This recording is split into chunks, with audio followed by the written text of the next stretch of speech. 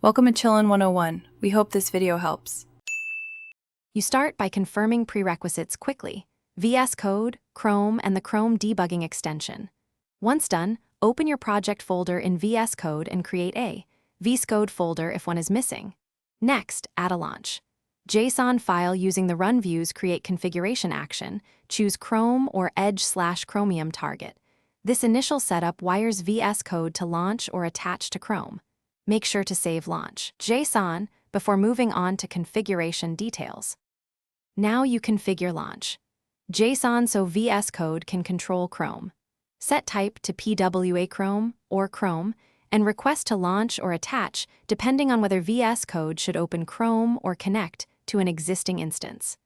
Specify the URL your app serves and set web root to your workspace folder to translate paths from browser to disk. Add source map support for transpiled code and include runtime args such as remote debugging port equals 9222 when launching Chrome. This mapping makes you finish by launching or attaching to Chrome from the run view and testing breakpoints in your code. If breakpoints don't hit, double-check that source maps are generated, web root matches your workspace, and compiled paths line up. Adjust path mapping if needed.